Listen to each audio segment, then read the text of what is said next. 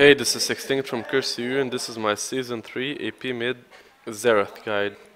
The Xerath is a really strong champion because of his really long range poke, and when you get some items he actually has really strong burst potential.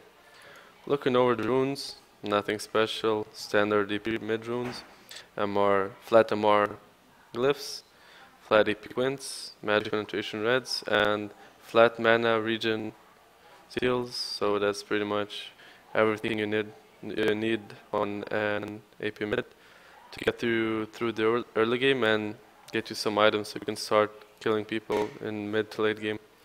Masteries, all in offensive masteries, so you have the highest burst you can have.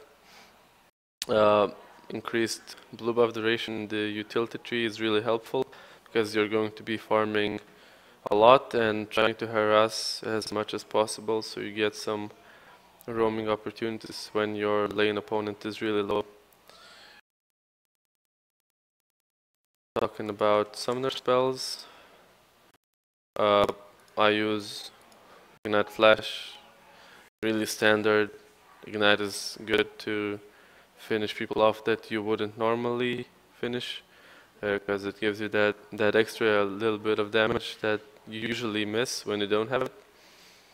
Flash is just the safest choice because you need to survive ganks, you need to survive hard initiates, and if you pretty much run anything but Flash, you're gonna die in 1 second in late game teamfights that may decide the game. Item choices, I like starting with Boots 3 potions, just for the early poke and harass and sustain. If you instead go utility masteries, you can start the Doran's Ring.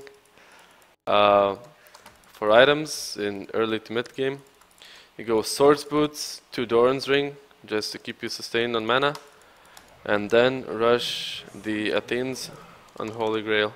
This item is really important for Xerath because he needs a lot of mana to keep poking, and if you have it, you pretty much have enough mana to do whatever you want the whole game.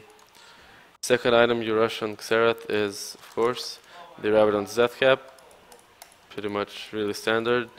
All the AP you need to poke really hard, and when you get the Rabadon's Death Cap, you can actually start one-shotting people. Third item, Void Staff. Nothing new there. You need the magic penetration because enemies will be most likely getting at least some MR. After Void Staff, I usually go either Jonius or the Guardian Angel if I'm getting dived too hard and just annihilated in team fights. So see what's the best for you in the situation. Last item is the newly added Season 3 item, Leandri's Torment.